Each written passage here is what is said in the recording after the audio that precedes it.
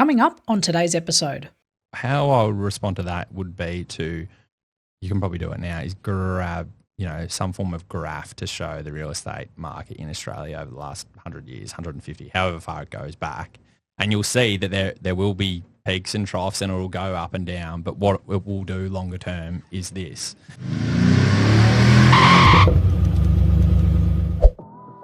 Dodgy advice and bad decisions can cost you big in real estate. We're here to make sure that doesn't happen. Welcome to the No BS Real Estate Podcast. I'm your host, Jo Agresta, and it's time to take control of your property journey together. Hey, I'm Jacob Thorne. Today we're on the No BS Podcast, and today we're going to be talking about who knows? You're about to find out. Welcome back, everyone, to the No BS Real Estate Podcast. You're listening how-to guide to the Aussie finance and real estate market. I'm your host, Jo Agresta. Now, on today's show, I'm so excited. We have welcome back Jacob Thorne. Jacob, thanks so much for coming back. Good to be back and at a great location. I know we're live at South Beach at the moment, right in St Kilda. It's a spectacular view, great day for it.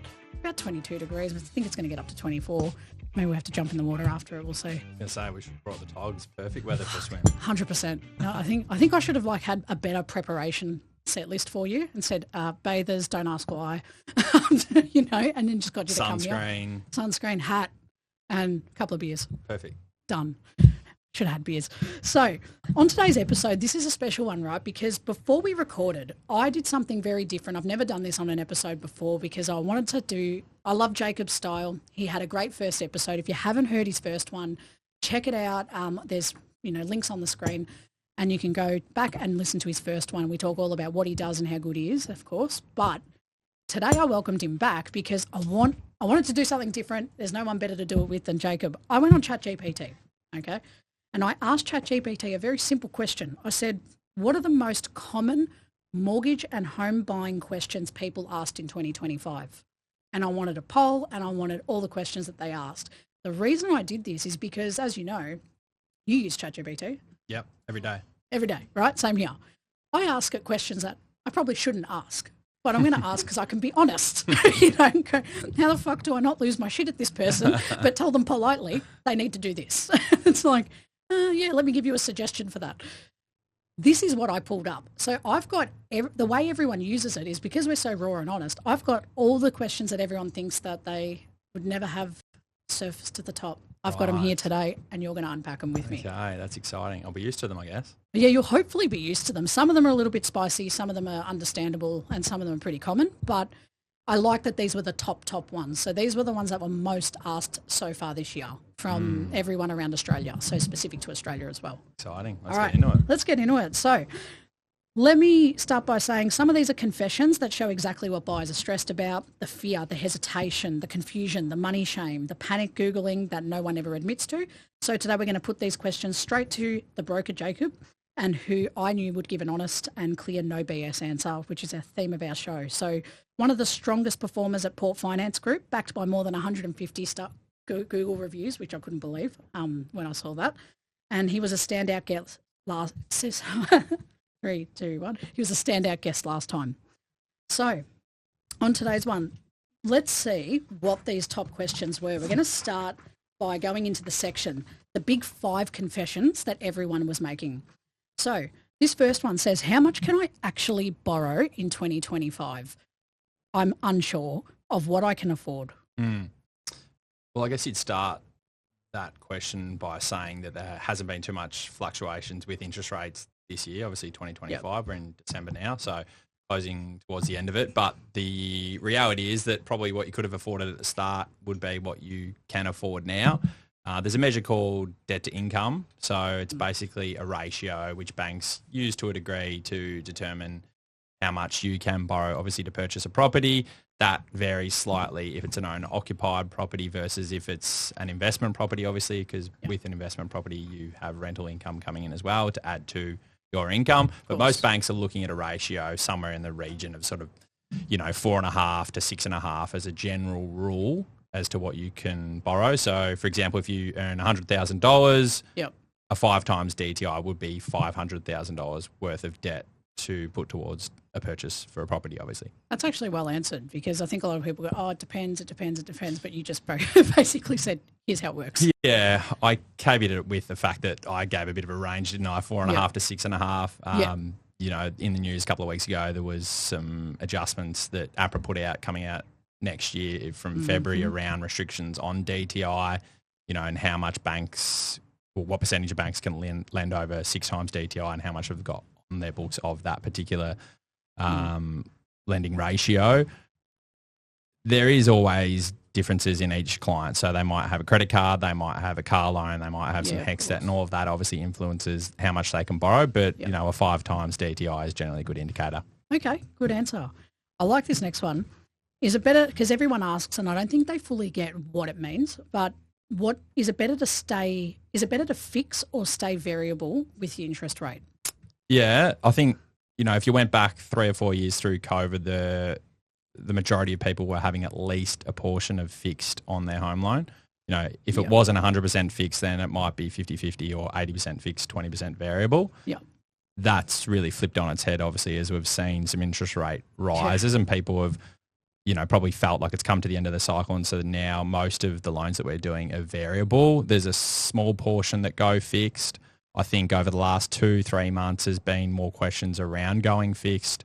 Oh, really? Yeah. It started to shift a little bit now. So people are certainly considering it. You know, maybe a month or so back, banks were putting out some pretty favourable fixed rates, you know, some in the 4s and sort of the low 5s. So really attractive in that regard. I think that'll continue to be something considered by people. And I think the reality is most people who go fixed are probably really tight with their borrowing capacity and they mightn't have anything left over at the end of the month. And so they want to know exactly how much they're paying each month to the mortgage, and they're only going to have, you know, $100 left over, whatever it is. Whereas the people that go variable tend to have a little bit better cash flow. They might know that they're getting an inheritance coming in, so they want to put that into an offset account. So there's a lot of different variables, and the reality is everyone's circumstances are different, but we're probably seeing more people starting to at least consider fixed at the minute. I'm actually surprised that fixed is being considered again, because like you said, through COVID it was pretty popular, like, because the rates were friggin' low. Like I started mine on, I was like on 2.35 or something with Bank of Melbourne, and I'm like, oh shit, but we didn't fix it, we just left it. Yeah. And it stayed low, and we were pretty okay up until the last, you know, year and a half, like when everything started going up again. But yeah, it's interesting to hear that they're trying to fix. Do you reckon there's going to be another rate hike, in your opinion? Well, I think that's what the fixed rate swaps, which the rate at which banks buy this money indicates, that the 2 and 3 year fixed rates, a few of the banks over the last month or so have actually increased those by, you know, 10, 20, 30 points. And that generally is a good indicator as to what the future is going to hold, you know, that they may go up in 2-3 years time. I don't believe there's a lot of change coming. If it's, you know, a cut by the RBA or an increase, I don't think it's going significantly one way or the other. So I think the reality is if you can afford now, then you're still going to be able to afford over the next 2 or 3 years the amount of debt you take on. Yeah, makes sense. This next one is interesting. It says, is 2025 a good time to buy or should I wait? And I know that you answered this last time, but I love the way you tackled this question. Is it a good time? Should I wait? Should I sit? Because we're in December, like we're filming this in December, right? We're coming up to that time of year where everyone typically has wrapped up or they're starting to wrap up. And then you got some buyers who say, no, stuff it, I'll keep on the market, which I always think is better because quieter, more opportunities, you'll get the stock that you need. Do you reckon it's a good time to buy? How do you answer that question when people ask you? Well, you don't have many days left in December or 2025 if you do want to buy. So that's true. So my answer is be quick. And to be honest, we've had a fair rush over the last few weeks, and certainly through November of people buying, you know, because people want to try and buy before the end of the year to then obviously, you know, we've got a number settling right at the end of December, so they're in there for Christmas, and those that don't will then roll over into January or February, obviously. But I think, you know, leading up to Christmas, sort of middle of December, people are like, if I haven't bought now, well, then I'm not buying anything until February or beyond, because everyone goes on holidays. There's no real estate campaigns being run. The real estate agents are on holidays as well, and nothing really kicks off until February anyway. So I think, you know, rush to if you still want to buy in 2025. But I think, you know, pushing that into 2026, I think the reality is that if you can afford to buy, then it's a good time to buy. Oh, love it. That's the way I would have said it. Yeah. You can afford it and you can be bothered and you've got the motivation and the money lines up. Just do it. Do it. And this next one, do I really need a 20% deposit? Now, we know that there's schemes, but I think there's some portions of people that still obviously believe that they need 20% to buy. Yeah. To answer that simply, no, you don't. Particularly if you're a first home buyer, the reality is, you need a minimum of 5%. There are some schemes which allow you to buy with a 2% deposit. So the answer to that is no. But I think if you're purchasing anything beyond your first property, then most people will have at least a 20% deposit. Yep. That being said, there's some products out there where you can buy at 90% own occupied or investment without paying LMI as well. So there's, so many different products and ways to do it to get you into a property without the 20% deposit. Once again, like it always, it might sort of sound convoluted, but I guess it is because that's finance at the end of the day. Yeah. And the reality is that everyone's circumstances are different. And some people, it might be really easy for them to save an extra 10% in, say, 4 or 5 months, for example, versus if someone's going to take another 3 or 4 years to save another 10% deposit, well, then you might get lost in the market. And that extra $50,000 that you saved, the property might have actually gone up by $100,000, so you're net in a worse position. Yeah, that's right. Because I think one of the questions that always gets me is when you're buying your second home, a lot of people think they need to save for that deposit again. Is that necessarily true, or can they use their equity or whatever they get from the sale of their property? Like I'm specifically talking about, obviously they've got an asset or they've got equity in an asset and they want to buy an investment. Can they do it that way without having to physically save another 20%? Yeah, exactly. And that, that's what most people probably do if they're buying an investment property or they're, going on to their next one or whatever it is. You'll draw the equity out of that property, which you can generally draw out up to 80% of the value of that property. Happens quite common, and it's a good way to do it without obviously physically having to have the cash in hand. Yeah, it makes complete sense. And I like this next section. So these were the top 5 confessions everyone was asking about.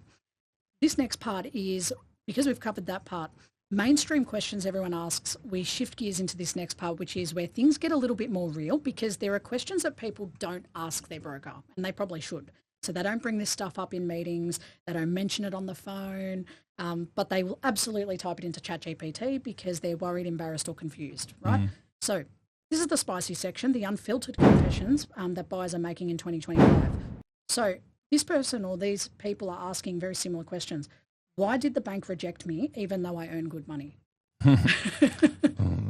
How long's a piece of string? Yeah, it's like how much time we got. Yeah, there could be many reasons. I think one of the main ones that we come across with regards to, someone may have gone to their local branch, for example, and got declined on a loan, would be due to credit scoring normally. Because most people, I would say, don't have an idea what their credit score is, don't understand the history on their credit report, probably don't even know where to get it. They're obviously free and accessible for every person, obviously, over the age of 18. But the reality is most people don't think about it, don't care. And, during your early 20s, unless you are looking to buy a property, you probably don't even consider the impact that some of the things you do has on, obviously, your credit score. So that would be a major one. There's some banks that don't allow you to buy a property if your credit score is below a certain figure. And pretty much every bank has some form of impact and influence, obviously related to your credit score. So even though you're earning good, it doesn't necessarily guarantee you that way in. It's like if you're bad with your money management, that's equally as important. Absolutely. Like I've, done several loans for clients with really, really good income, like well above average, but their credit scores have been really low. And so we've been limited to the banks that we can take that loan to. You can't go to a mainstream lender, so you might have to go to a non-bank lender. With that comes, potentially some higher interest rates and fees, etc. In order to obviously get that loan. But that is still, if that's the best way forward for that person, well then that's great. There's a lot of, credit repair agencies out there at the minute as well who are also really, really good. We've sent several clients to those types of businesses to get their credit repaired. There might be something on the credit report which shouldn't have been there. It might have been a scam, a fraud or whatever. And so they get them removed, and that obviously bumps up their credit score. So I always say, your credit score might be really low at the minute, but it's not a life sentence. Like you can turn it around and change it and get into good money habits, and then obviously, improve it as time goes. And I'm sure you've helped a lot of clients do exactly that, just turn it completely around from having bad credit. Yeah, exactly. And often it's not that difficult, to be honest. There's some which are, a bit harder to turn around, but, a late repayment here or there is not going to be a game changer for you. And I think if you've got time on your side as well, like getting it assessed and looked at and then obviously changed as soon as possible is going to help you in the long run. Yeah, for sure. And I think this next one is interesting. It says, I can't believe this is one of the top ones. What happens if I lie on my home loan application? You get in trouble. Okay. Explain the trouble to us. I mean, the reality is that it's a legally binding document, isn't it? So it's like anything, you just can't lie on it. So touch wood, I've never had to deal with anything like that. And, you would hope that all of your clients are, honest and truthful in what they do. I think the reality is we do checks and balances to make sure all the information they've provided stacks up in terms of, pay slips to income coming into their accounts, and then the bank will do theirs as well. So there's quite a number of checkpoints along the way to, make sure it's all true and accurate. Correct. Yeah. No, that's well answered, because I think a lot of people, I've known people in the past, like especially real estate days, where they would come to me talking about like, I'm going for my home loan, and then I'm like, oh yeah, and they're like, look, how can I just like work it out? Do you have a contact that can help me with, this part of the like getting more of a loan? And I'm like, even if I did, like, no, I'm not going to jeopardize anything. Are you joking? Yeah, correct. It's like, what, for this deal that back then probably got me 5K? Yeah. Like, no, I don't have anyone. Yeah, it wasn't worth your career. No, not at all. And I'm like, why lie? It's like, at the end of the day, I feel like you guys do so many checks that even if, let's say, someone was to sit with you like this and go, yep, and I don't have any credit cards or any debt, and you're just going to do a check and say, we found this and this and this and this. Yeah. True or false? And so many people to sort of elaborate on that actually forget that they've got a credit card that they got 5 or 6 years ago. And there's no balance on it or anything like that. It might only be $1,000 limit or something. And then we pull a credit report and obviously the credit card comes up. So there's those things which, you can't hide behind at the end of the day. No. And I think I said it maybe on the last podcast, I sort of said around like being open and transparent, obviously to your broker, is going to help you. So, and I always say to clients, like, lay it all on the line, for better or for worse. And if it's good or bad, that's okay. At least we know what we're working with, and then we know how to navigate it. Because then you can help. Like the whole point, like we talked about it last time, and you can go back to that first episode to hear how, Jacob tackles that with his clients, because he's really open and transparent and direct, which I love. I love your approach to that, because I think not enough people will give that honest feedback to go, you can tell me what it is, because I'm going to tell you how to fix it, and I can help you fix it. But if you're going to bullshit and tell me lies, then we're just going to be like, okay, well, you're on the market for 12 months. I can't get your pre-approval. I don't know what you want from me. Yeah. You just go around in circles, and what they want to buy, they can't buy because the information they haven't provided is, detailed enough or accurate. So you're better off just literally putting it on the line straight up, and then at least there is a solution. And the solution mightn't be that you can do it straight away. It might be, well, we need to go through a period of time to get, cut up this credit card, get that in order to make sure that we can get to the mark that you want to get to. Yeah, totally fair. And this next one is, what bank is the easiest to get approved with? So I like that these are, because I can imagine like just ChatGPT. What's that? Who's going to give me approval? I'm not sponsored by any of them, so you're like, so I won't say. It's a good question. I mean, we've got many that turn applications around really quickly, and I think generally speaking, time frame to approval is a good indicator of how easy they are to work with. I'm sure many brokers out there will say Macquarie are really, really good.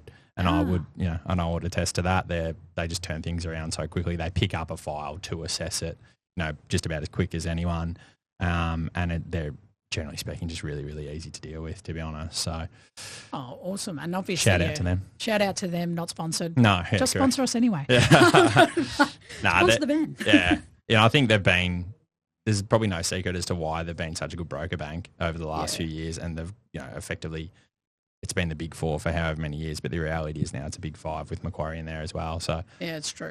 They're great, but we have many banks that turn around deals really quickly. You probably tend to not focus on that as much as the ones that are going to take longer. So this time of year is a great example of whereby you're actually taking some banks off off the table because they're just not going to be able to turn it around quickly enough Yeah. to get the approval. If there's a finance clause, say it's the 19th of December and settlement's January 15th or whatever, there's some that just won't be able to do it. Yeah, that's fair. And I think too, like I remember when I was going for my home loan, it was a very similar time of year. So it was about November. This is going back COVID 2020. And I remember the banks that we wanted to go through, far out the processing was unbelievable, and just delay after delay because so many people were buying at the same time. Yeah.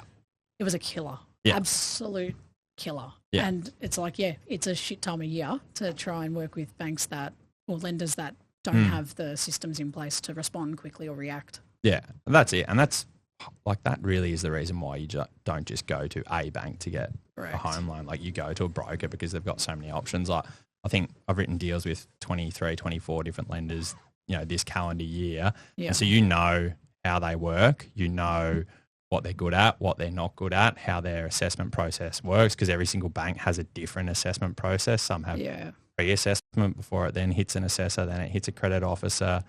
Their document process is different. Their, settlement team is different. So the nuances are so significant that it's really important to understand who's going to be able to do it in the time frame, if it is obviously time-sensitive application, which, this time of year there are many of.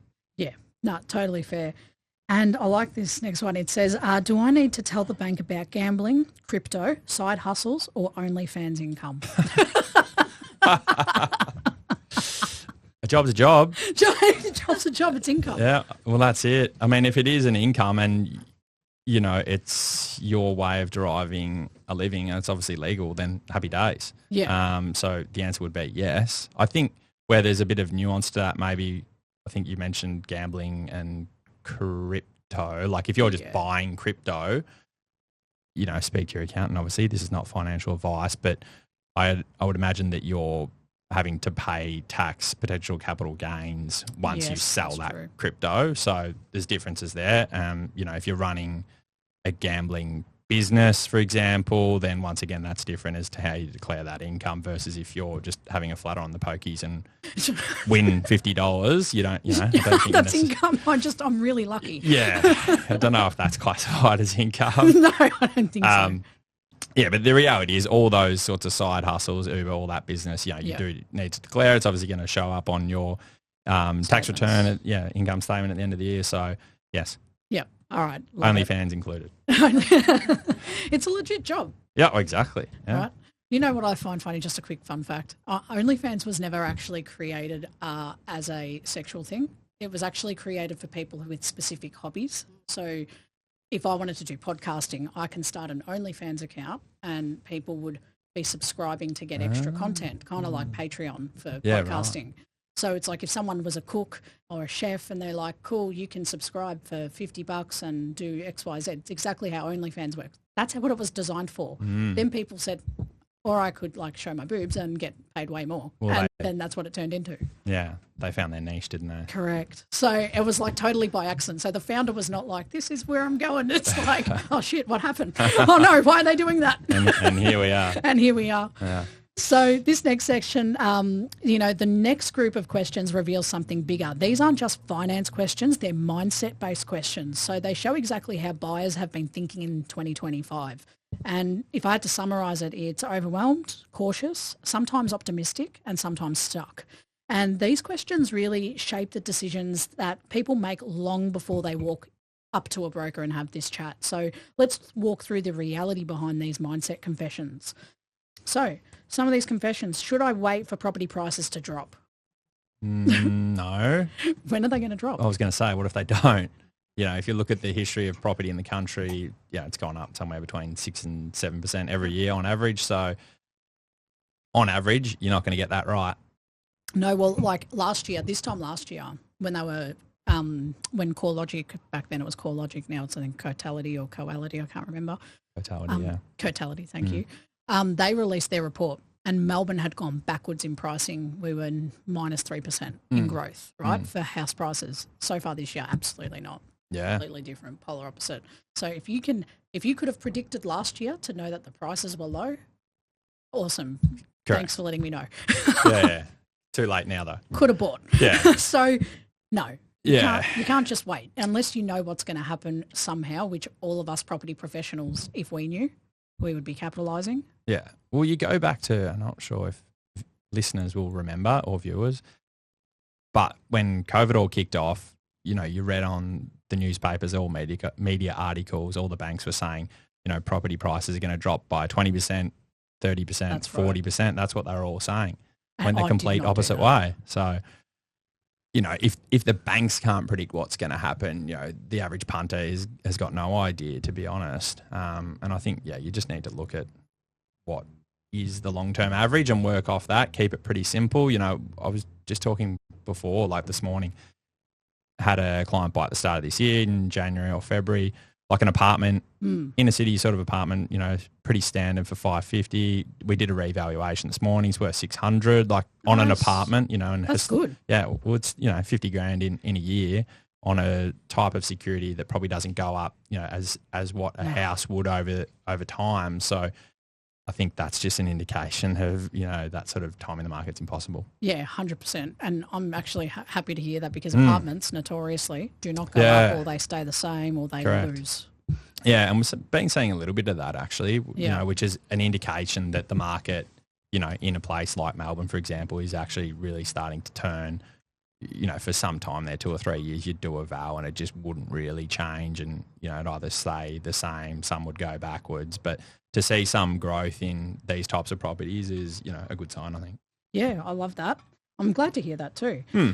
Is rent vesting smarter than buying in 2025? Or 2025 / 2026. Yeah.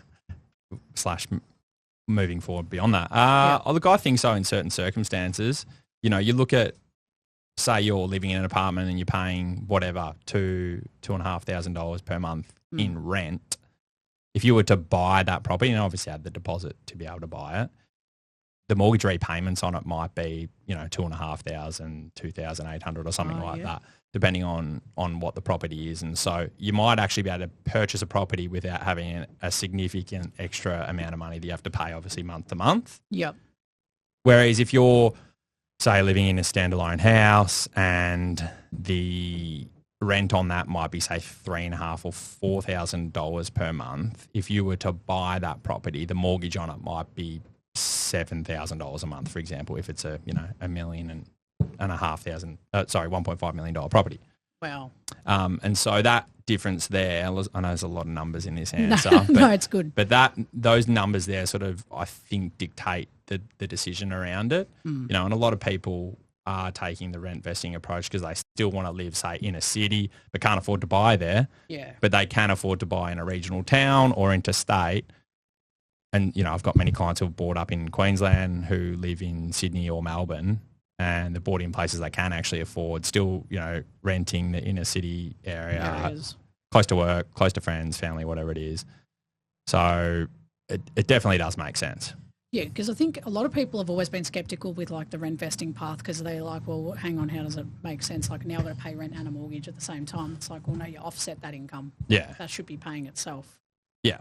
In a sense. Yeah, well, and that's it. And, like someone like Jack Henderson talks about it obviously at length. And if you look at it longer term as well, so say you've got it, debt on a property for 25 or 30 years, you're going to get some income to pay off that debt. Whereas if you're living in the property owner occupied, it's obviously all of your money and it's post-tax dollars as well. You don't get any tax benefit, which you will if you've got an investment property, and obviously it's negatively geared. So there's, there is significant benefit to taking the rent vesting approach. It's obviously not for everyone. If that property goes up, obviously the tax implications are different as well on OCT investment as well, etc. So, I think for the right type of people, it definitely makes sense. Yeah, no, well answered. I like this one because it's a pretty common one. Should I pay off debt first or save a deposit first? Yeah, depending on probably the type of debt. Yep. So, have that question all the time, to be honest, particularly sort of in the first home buying space. Often it's a HEX debt, which is, significant. And the answer really, I always just say, well, don't do it now until we've run the numbers. Yeah, gotcha. And that's always, it's sort of like, wait, don't do anything now. You might be able to afford it while still having the car loan and the credit card and the HEX debt. Or it might be that we need to get rid of the credit card to be able to afford the debt that you want to buy the property. So yeah, I got you. the answer is, once again, always dependent on the individual circumstances. But I would say just don't do anything until you've had someone run the numbers officially for you. And, you know, something like a $2,000 credit card might be really easy for someone just to get rid of, and that will have a decent impact on obviously how much extra you can borrow.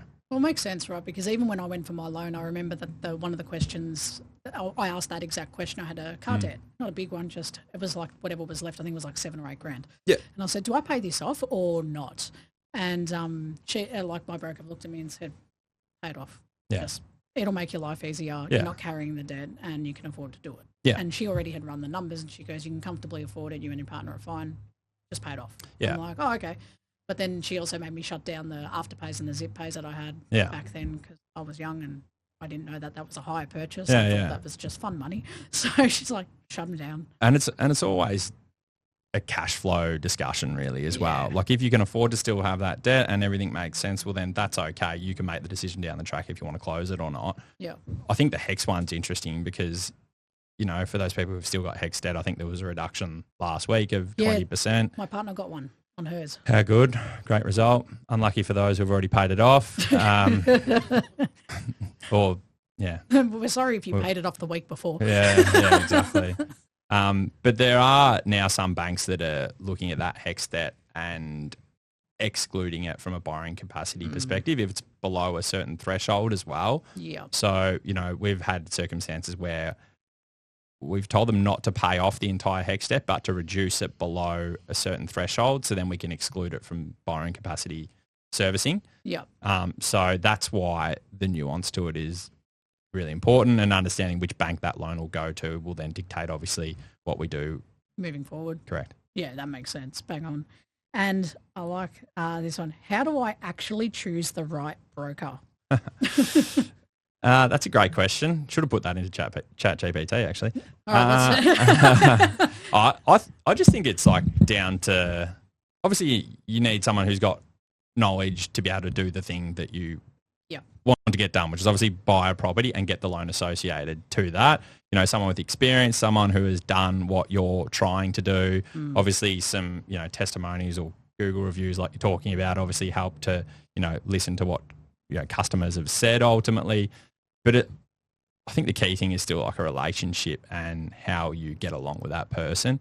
Because if you're, you know, 35, 40, 45 years of age, if you're buying a property, the reality is you're going to have a loan of some description for the next 20 or 30 years. So you probably want to get along with that person decently, you know, at least, you know, have whatever it is, have a laugh with them, understand how they operate, you know, work and talk in the same way, understand how they describe things, etc. Because the reality is you're going to be talking to them a lot over the years if you buy multiple properties or have debt for 20 or 30 years.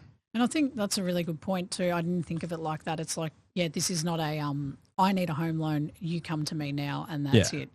And mind you, what I find interesting is since being in this space, the broker I originally used, I don't hear from her. I haven't heard from her in 4 years. Yeah. And I'm like, how interesting. Because if I had heard from her, like I think, because like I've been talking to people, you know, so many brokers and financial planners, and I'm already like, well, I've got new people in my network now that I'm just going to go, should I refinance? Yeah, because I'm more aligned to them now for whatever reason. Yeah. Because, you know, she was great at the time, worked out, did everything, haven't heard from her. Yeah. So now I'm like, oh, okay. So she just needed to get that and she wanted it to roll over. But I bet you the minute I'm like, hey, Jacob, can you help me out with a loan? What's going to happen is she's going to contact me and go, hey, how have you been? I didn't know you wanted to refinance. It's like, see you later. And I think that's the reality. Like people change, you know, that person who did your loan initially, you know, maybe semi-retired. Like I've got some clients who are buying properties and they're 25 and they've got brokers who might be 60 years of age. And like the reality is they're not going to go on the 20, 25 year journey with them because they'll be retired. You'd hope. Yeah. Well, if not something else. Dark. I love it. But it's true. Yeah. So like that's the you sort of want to have that relationship, and obviously, having a longer term sort of approach to doing lending and buying properties is probably key. Like, yes, you'll do the loan for this property, and a lot of people that might just be enough. Do the loan, get it, set and forget. We're going to live here for the next 15 years. We don't want to change anything. It's a good deal, whatever. But there's other people that, are keen and want to buy a property every 18 months and keep changing and keep moving. And so you want someone who's, going to hold your hand up. Yeah, correct. Yeah. Oh, that makes sense. I think it's like all about that planning, those goal setting discussions that we talked about last time, like you saying, like, what is their plan? Like, are we here for 5 years? Are we here for 2 years? Yeah. Are you investing? Are you investing? What is it? What's the goal? And then that's really going to determine or should help you determine, is this the right broker? If it's like, if you're dealing with someone in their 60s and you're like, I've got a 20-year investment journey plan, I'm 25, is that the person you want to be dealing with? Like, are you going to be upset if they move on and hand you off to their colleague, for example, and say, hey, I can help, but I'm retaring, here's old mate. Yeah. And you might go, no, I don't want that. Well, that's it. And then you might relate to that new person, the same way that you related to the original broker. And so many things. So many things. So, no, it's a good tip. I like it.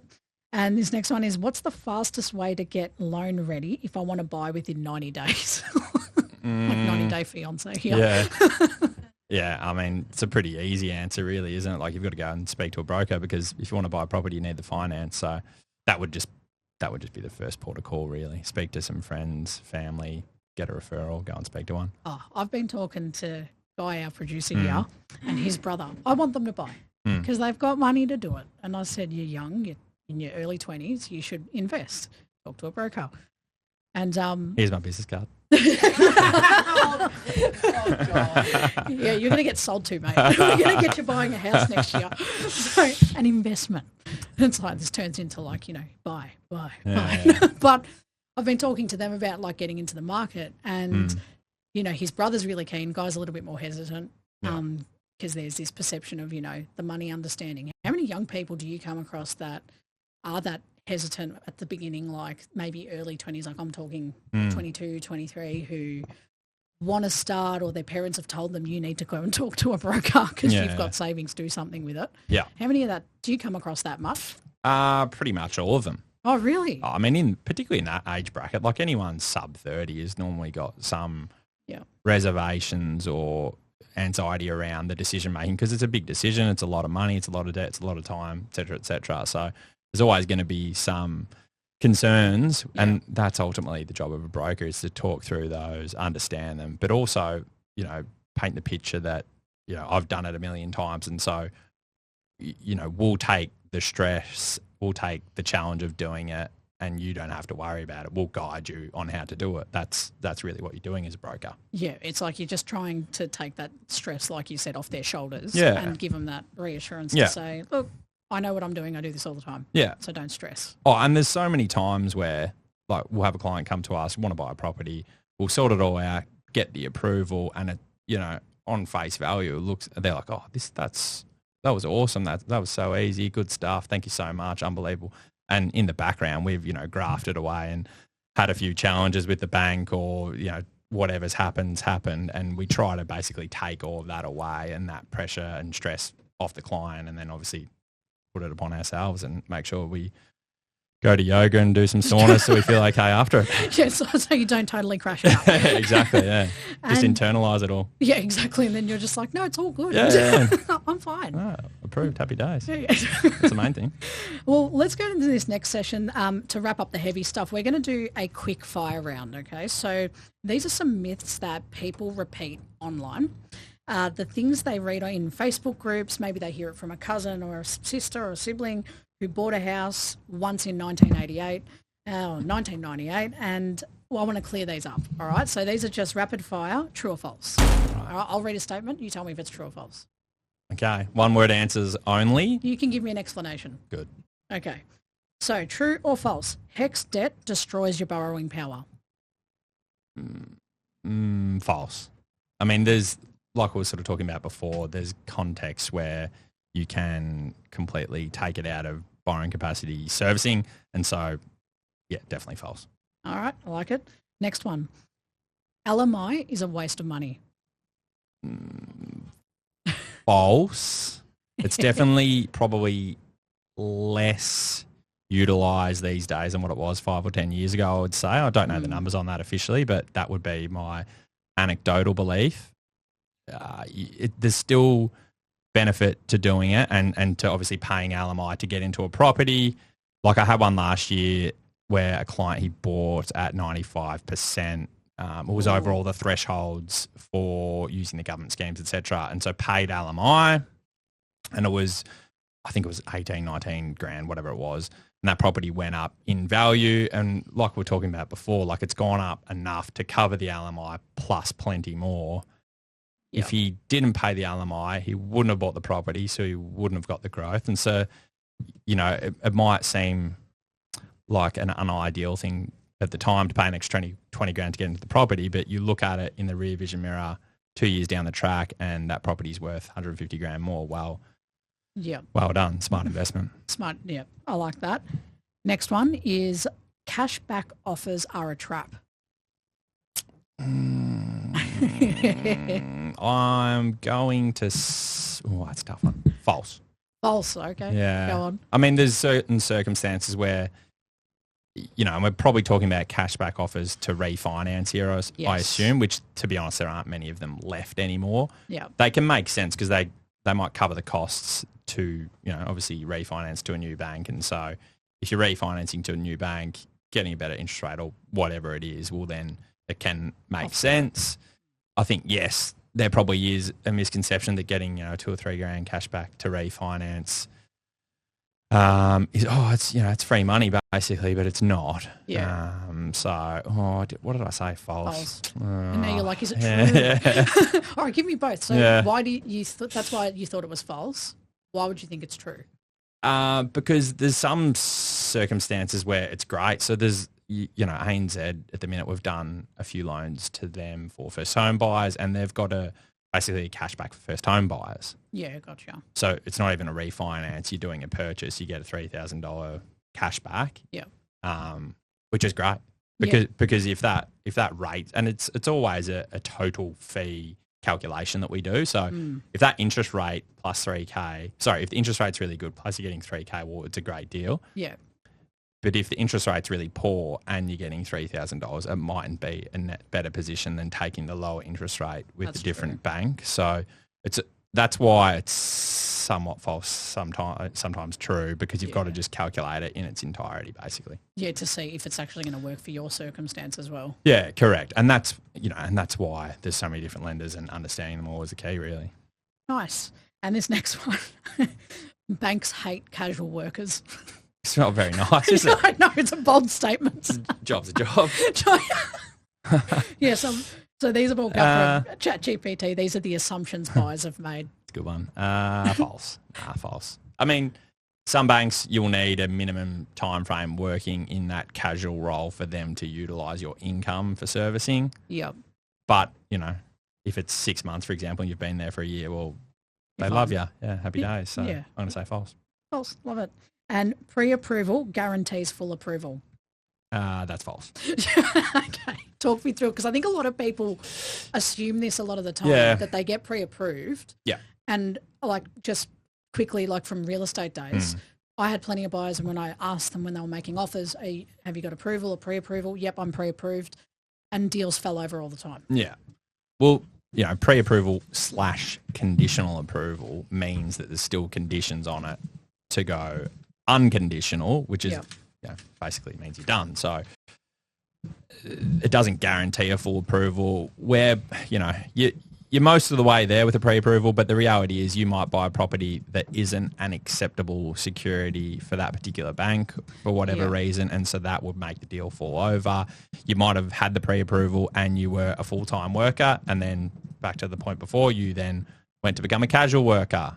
Oh no, just started casual work, been there for 2 weeks, and so that income cannot now be used to service the debt that you're about to take on, and so that pre-approval is no longer valid. So they're the reasons why. You know, another one is like I get a pre-approval up to whatever, $1 million, and then I get a car loan, and so now my maximum loan amount is reduced. So that would once again sort of make that deal fall over, and so that's really why we tend to guide clients that when they're getting a pre-approval, if they are getting a pre-approval, that you don't change circumstances before you make a purchase. And if you do, let us know.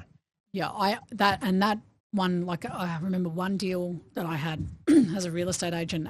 The couple broke up, and they'd already signed contracts. They'd just bought the house.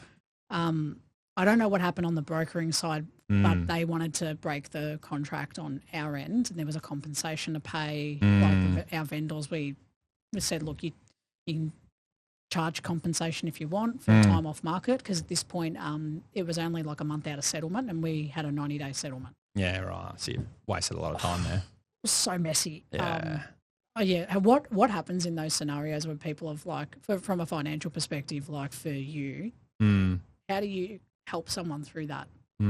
Touch wood for starters. That's what I would do on that, because I've never had that circumstance where someone's obviously that's good. Bought a property and then, decided the relationship was over and, 3 weeks out from settlement or whatever it is. So that was messy. Yeah, it's not ideal. So I don't know, what advice do you give there? Don't try and buy a property if you want to leave. Yeah, exactly. Yeah, it was a shocking situation. Before we finish, Jacob, thank you for playing true or false. Those are all my statements. Yeah, that's good. I want to pull everything together with something practical. So we've talked about the fears, the questions, the myths, and the mindset traps. Now I want to end it with real actionable guidance from you. So I want you to give our listeners the clarity they need to move forward confidently into 2026. So let's get Jacob's playbook, what to do instead of panicking. So what are your 3 rules for buying in 2026? I mean, there's so much noise out there at the minute, so probably don't believe the hype in terms of, like, if you're reading the newspaper or seeing social media, listening to articles about what is or what isn't happening. As we were talking about before, I think, number one, if you can do it now, then it is a good time to do it. I think if I was to give a second one, it's like get your finances in order early. We've just had some clients bought literally early this week. Like, we spoke to them at the start of 2025. So it's been 12 months in terms of, going from thinking about buying a property to actually, it was actually before. It was 2024, so it must have been 14 or 15 months. It's a long time to be indecisive. Yeah, but I think that's the thing. Like, if you're trying to find, sort of a dream family home, then you're probably going to take longer than if you're buying your first property or you're buying an investment property. True. And that's the circumstance for these two. So, get the finances in order, and you can sort of never be too early to start doing that. It's not ideal to probably have to go that long to be able to find a property, but sometimes that's what happens. But I think, having us there along the way, their borrowing capacity slightly shifted. The amount of funds they've had to put towards the purchase has slightly shifted, so the purchase price has as well. And we've sort of, tinkered with everything along the way to make sure they know where they stand. And so just getting in early and being ready ultimately is the key. I think 2026 will be interesting. You look at most of the predictions around the market across the country. I was reading yesterday somewhere saying that, Perth's going to go up 15 to 20%. Darwin's sort of pumping along. Brisbane's been Brisbane. Melbourne's, expected to be 7 or 8%. Sydney, similar. So, it's crazy. I think getting your ducks in a row early is going to be key if you're trying to buy a property in 2026. Love it. And what's the biggest mistake buyers make when they wait for the perfect time? When you've, like, come into that scenario. So when they're playing, like you said, you've got these people that just sit in that indecision or this waiting game of listening to media and whatnot. What do you think the biggest mistake is by doing that? I mean, the simple one is the cost. So, a property that was worth, say, 1.1 is now worth 1.3. So you're paying 200K extra because you've waited, 1, 2, 3 years to try and get there. So that indecision hurts in that regard. I just think about it personally. Like, it's not my personality. I would just be sick of it, to be honest. I would be over it. Like, imagine the amount of times you looked at REA and Domain trying to buy a property. I look at it because I'm a bit of a nerd, but I think if you're trying to buy a property taking that long, it would be challenging because the amount of open homes you go to, the conversations you have, the offers you've probably put on, the conversations with the real estate agents, obviously broker, contract reviews for conveyance, all of that time, effort, like it weighs you down ultimately. And particularly if you miss that growth as well and time out of the market. I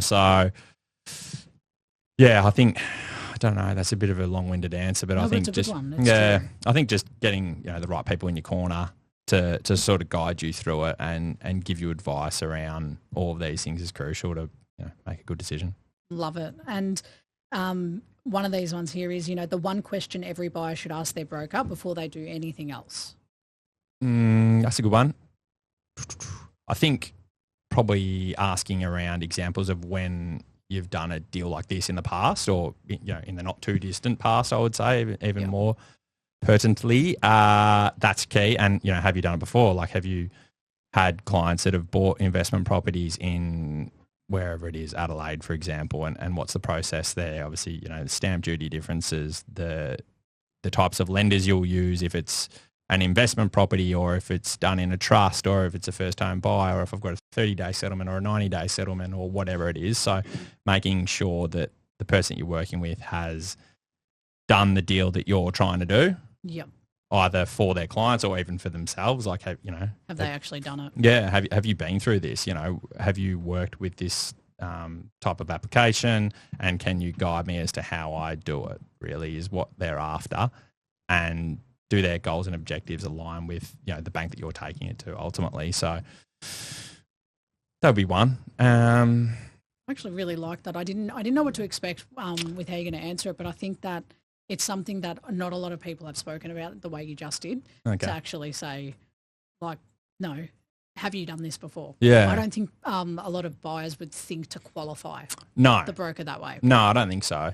And I probably don't get it asked a whole lot, and so maybe can't imagine. Maybe I'll just ask it to them to ask to me Yeah. to then say it. But I think it's important, and because there's so much change in the financial side of things with all the different banks, their process policies, government influence around how it all works. And so, if I've done a deal last month, which is exactly the same, more or less, as this deal that's coming in, well, I will know how to place that deal correctly, how to get it turned around to ultimately get the approval and meet the settlement, which is the initial goal of it for the client. So having that experience is key. And then obviously, if you've done it yourself, you've bought a property somewhere and settled it in this time and used that conveyancer and spoke to your accountant about this, and the financial planner's advised, X, Y, Z. So that lived example is obviously really important, and people feel like, they've got someone that knows what they're doing. Yeah, spot on.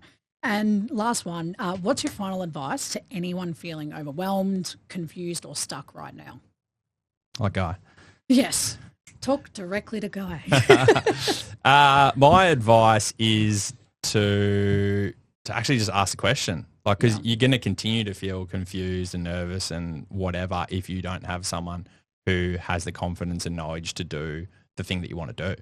Yeah. So it's, I know that seems really simplistic, but I think it is. It's like if you're struggling in life, you really continue to struggle until you actually tell someone ultimately. That's so true. Just, it's the same with finance. If you're struggling to work out how to buy a property or if you can do it or not, well, speak to a broker and they'll go through it and you'll probably come out of the meeting going, oh, I definitely know some more things. Yeah. And now I've got a plan, or now I've got the confidence to go and do it because I understand it.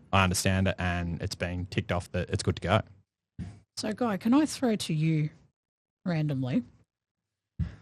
What's something that you're unsure about, and you can be as unfiltered as you like, but what makes you unsure about buying a house? I've been prepared. He's trying to go to a camera angle. Come into the shop, buddy. Here's my checklist. Lean in. There he is.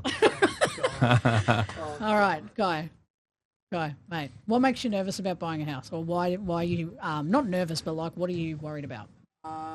Mostly what will happen, if, I don't know, the housing prices go pretty much high, I lose money, and I just have the fear that I don't know what will happen in the future with my money and with the housing, because it's always going up and down, up and down.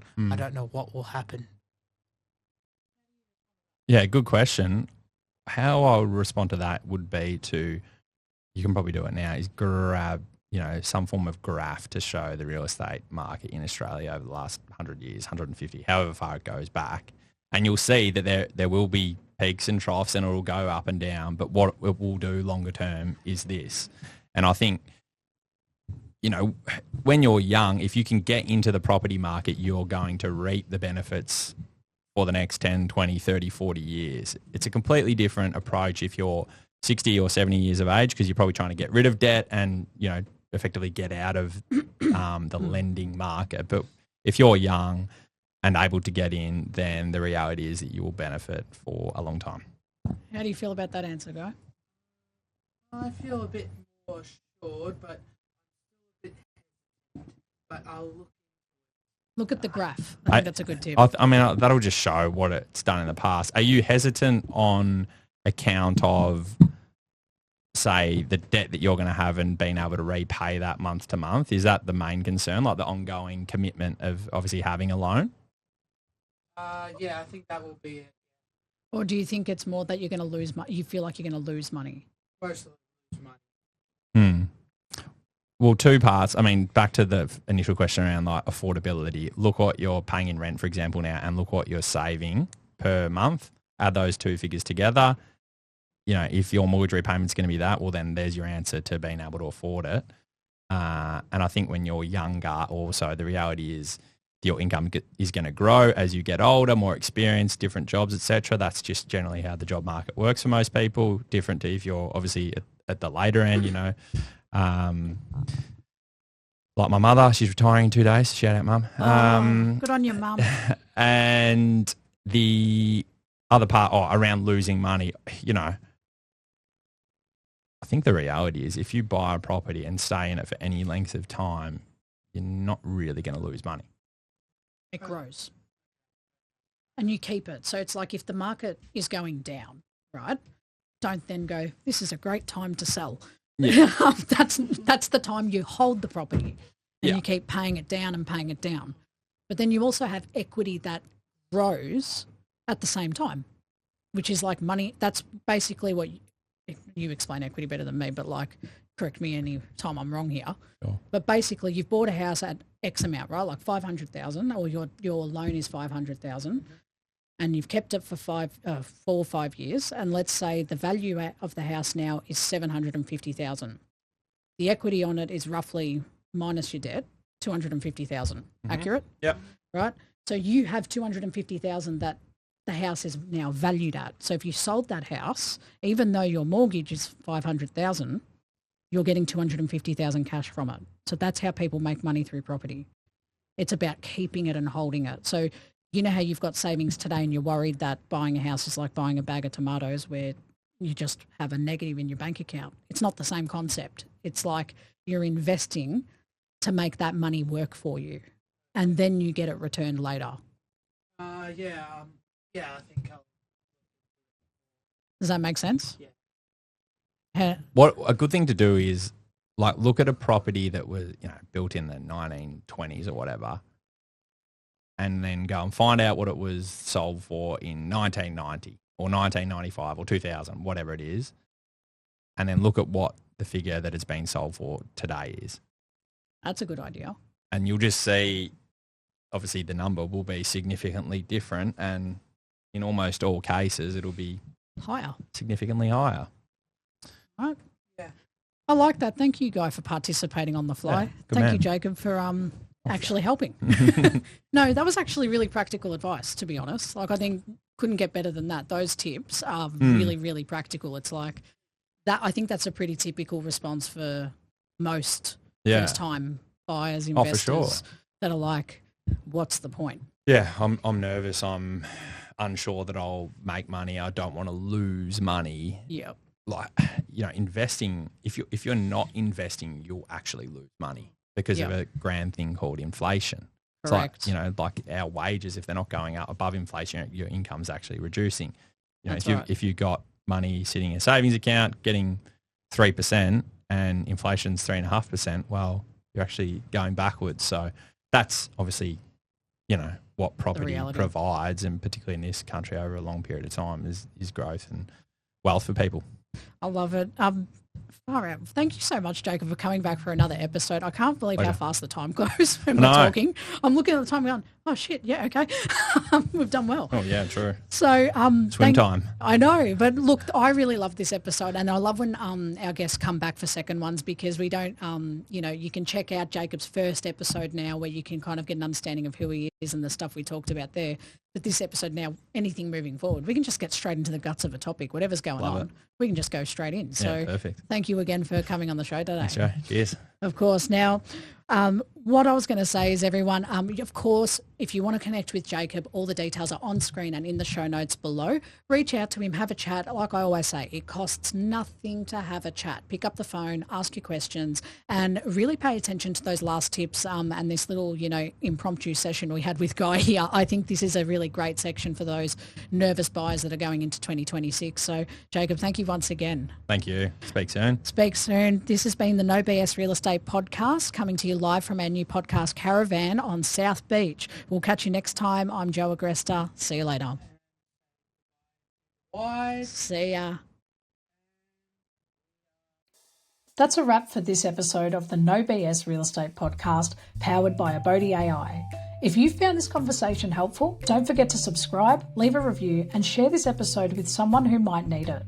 If you're looking for more guidance on your home buying journey, you can visit www.abodey.com.au for expert advice, property insights, and the tools you need to find the right home with confidence. If you're already on your journey, you can also download our app. Just search Abodey AI on the App Store or Google Play. Have any questions or want to connect, you can follow us on Instagram at abodey.com.au or send us a message. We'd love to hear from you. Thanks for tuning in, and we'll catch you in the next episode.